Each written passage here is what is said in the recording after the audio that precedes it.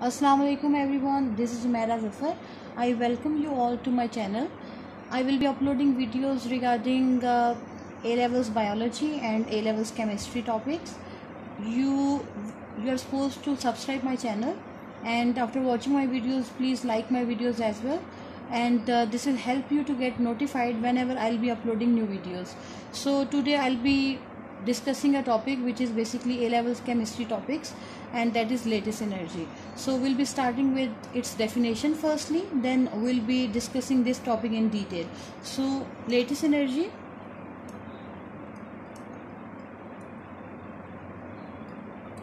so its definition is it's the enthalpy change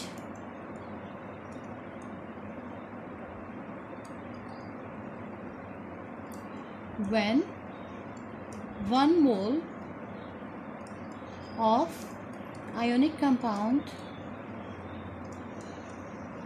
is formed from its gaseous ions under standard conditions.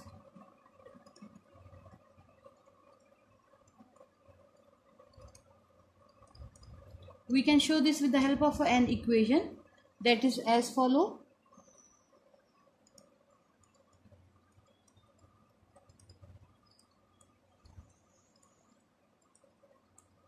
So as equation is showing, formation of 1 mole of ionic compound from its gaseous ions like sodium ion and chloride ion.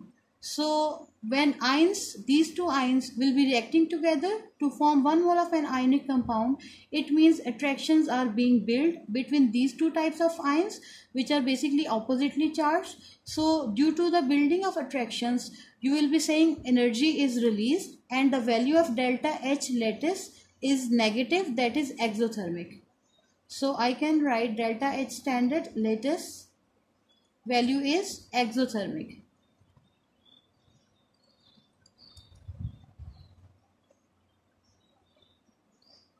So we can write another equation, like as I told you, it's a formation of 1 mole of ionic compound from its gaseous ions. So I can write example of another compound which is like magnesium chloride, MgCl2 solid. So I can write its gaseous ions like Mg 2 plus gaseous plus 2Cl negative gaseous. I mentioned 2 here just to balance this ionic compound, and this will result in the formation of magnesium chloride. Again, as we are discussing formation of this lattice, so we'll be saying delta H standard lattice value will be exothermic. So their exothermic value basically depends on the charge density of these two ions. So it depends on basically the charge and size of these two ions. I will be discussing factors which affect the amount of lattice energy later on.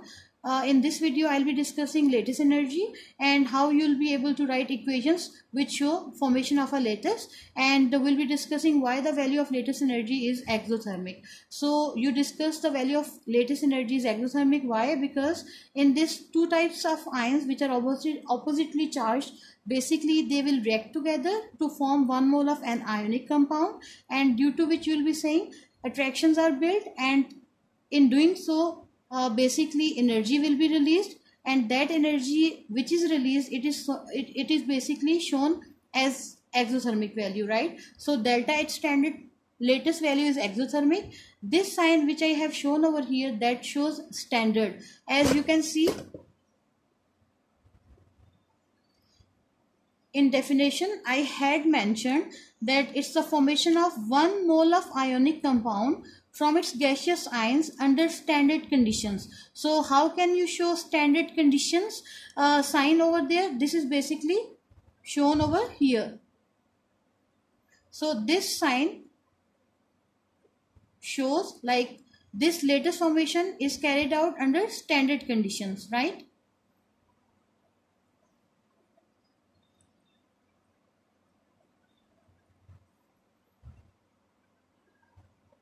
So before discussing Born-Haber cycle, we'll be discussing definitions of few more terms. Like one definition is of enthalpy change of atomization.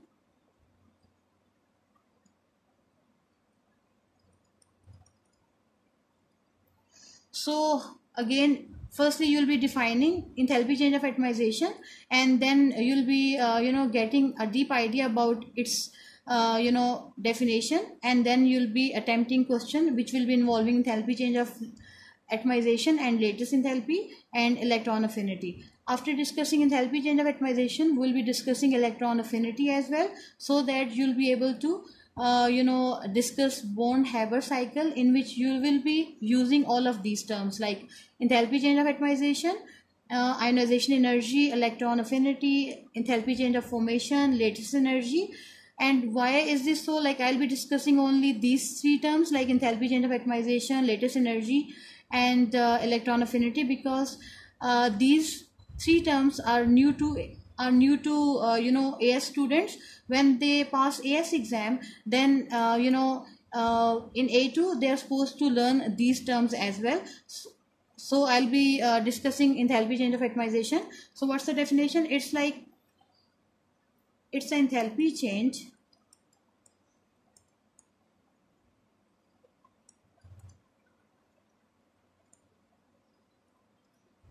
when 1 mole of gaseous atoms are formed from its elements under standard conditions.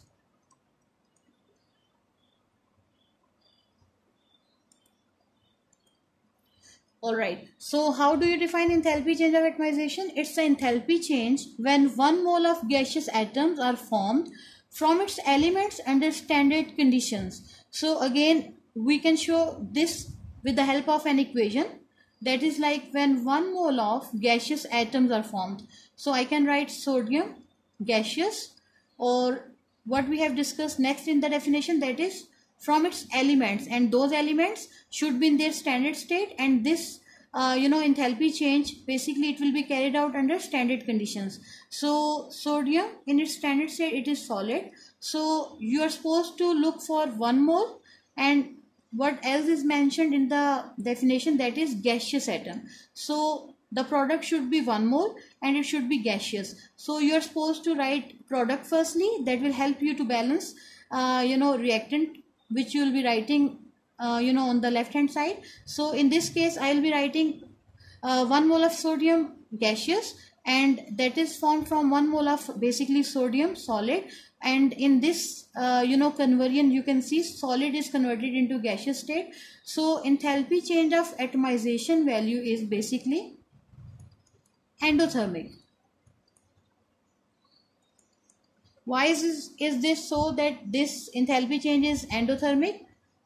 Anyone?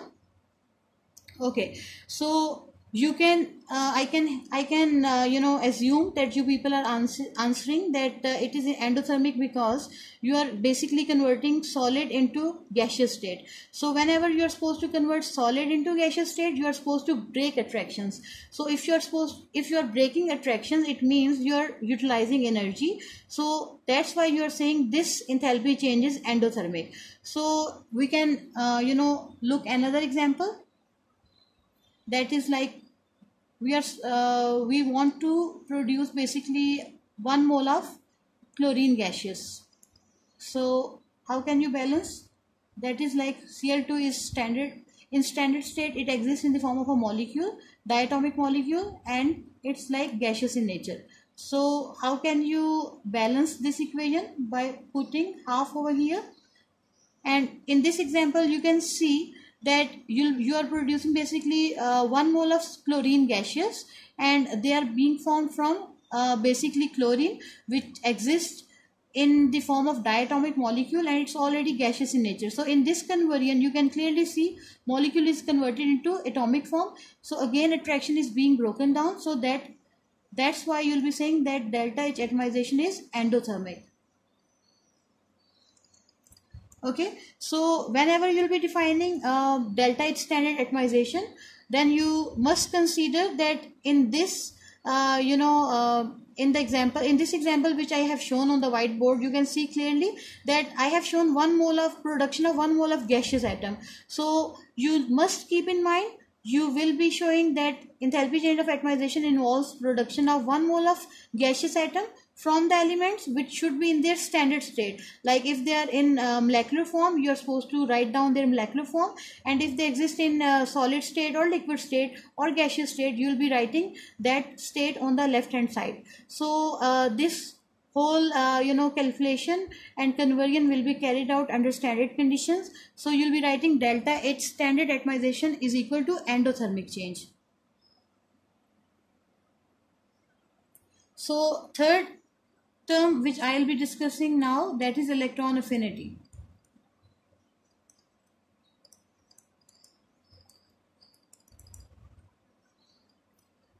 Again, I'll be defining it firstly.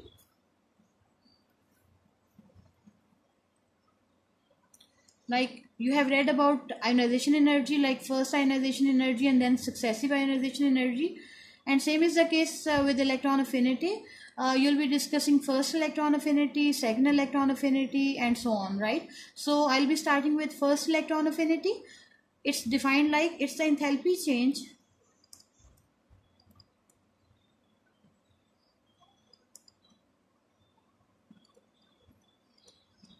when 1 mole of electrons is added to 1 mole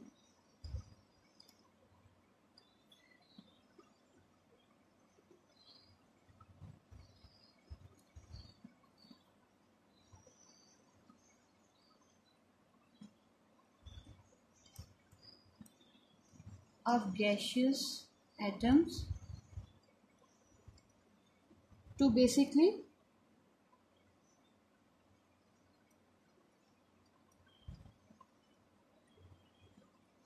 gaseous 1 negative ions. So it is the enthalpy change when 1 mole of electrons is added to 1 mole of gaseous atoms to form 1 mole of gaseous 1 negative ions. So this is basically definition of electron affinity 1, yani first electron affinity, right? So we can show this with the help of an equation, that is like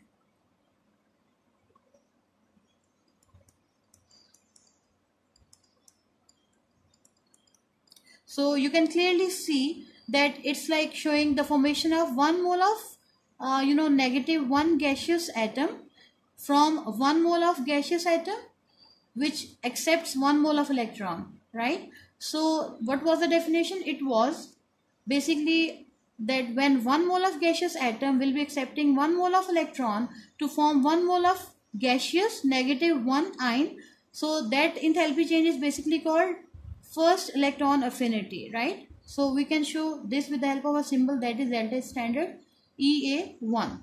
And first electron affinity is negative, means exothermic. So again, if I ask you based on the previous explanations which I had given for enthalpy change of atomization and latest enthalpy, can you explain why this enthalpy change is exothermic? Like why first electron affinity is exothermic in nature? Okay, I can assume you people are answering to me that it's exothermic because when we'll be adding 1 mole of electrons to 1 mole of gaseous atoms, then it means these electrons, they are supposed to build attractions with the existing protons which are basically present in the nucleus of this chlorine gaseous atom. And when attractions are built, you know that energy, overall energy is released, and you'll be saying that value of electron affinity, first electron affinity, is exothermic. And obviously, well, when you discuss whether enthalpy change is exothermic or endothermic, you again discuss both types of energies, like energy input and energy output. So the case where you'll be saying energy output is greater than energy input, then in that case you say that overall sign for that reaction will be exothermic. And if energy input will be higher, then you'll be saying that overall enthalpy change is endothermic. So in this case, like in the case of electron affinity, first electron affinity, you see that it's exothermic in nature. So you are supposed to explain this, why is this so that it's exothermic in nature. So how will you be explaining? You will be saying, by adding 1 mole of electron, electrons, they are supposed to build attraction with the protons which are in the nucleus of that gaseous atom, and by building attraction they will be releasing this much of energy, that overall enthalpy change for that enthalpy for that reaction will be exothermic, right? So we can explain that why second electron affinity and third electron affinity are endothermic. So we'll be discussing second electron affinity. We can take an example of oxygen. So you'll be writing oxygen gaseous. By accepting 1 mole of electron, it produces O negative gaseous. That shows its equation for first electron affinity, right? That is exothermic. So second equation for second electron affinity is as follows. O negative gaseous. By accepting 1 mole of electron, it will be producing O2 negative gaseous, and this enthalpy change is endothermic. First of all, you need to know first electron affinity is exothermic and second electron affinity is endothermic mostly, right? So if somebody asks you to explain why second electron affinity is endothermic, you will be saying again it's like 1 mole of negative 1 gaseous ion will be accepting 1 mole of electron to form basically 1 mole of 2 negative gaseous ion, right? So again, as you can see, 1 mole of negative 1 gaseous ion is accepting 1 mole of electron. So there should be like attractions should be built between electrons, added electron, and existing proton which are present basically within the nucleus, right? So why is this so that second electron affinity is endothermic? So you will be saying it's endothermic because when second mole of electron, like you'll be saying first mole of electron when you'll be adding to neutral gaseous atom like this one, but over here you are again adding 1 mole of electron to already negatively charged gaseous atom. So what will happen here, like there will be repulsion between electrons, as when you'll be adding second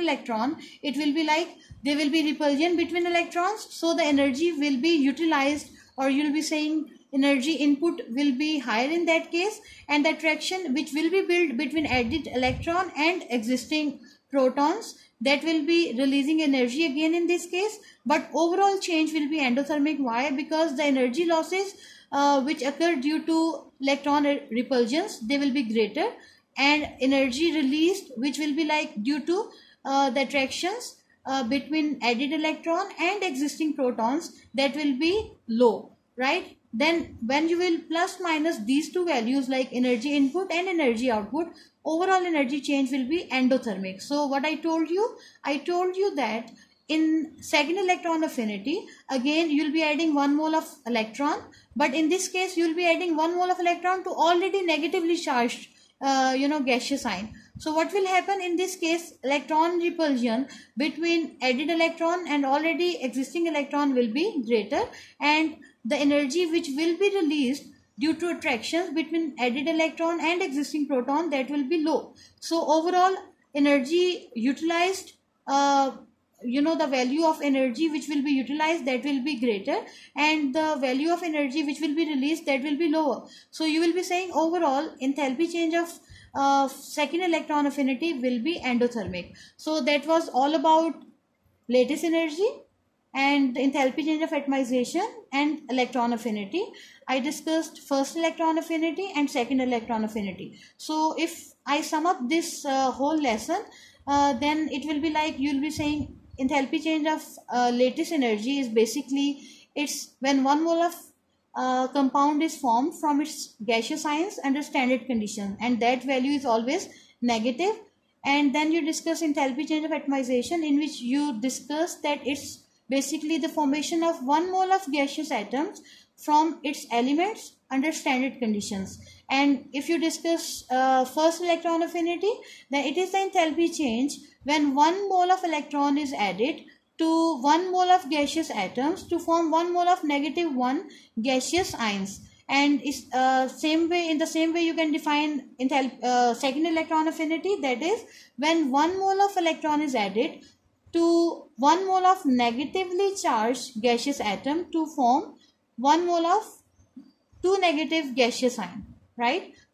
First electron affinity is mostly exothermic, and second electron affinity and so on, they are mostly endothermic. And why is this so? I have already explained you. So this is all about these terms which I have discussed today, and I'll be continuing with the next topic, that is Born-Haber cycle, in the next video inshallah. So thank you everyone. Allah Hafiz.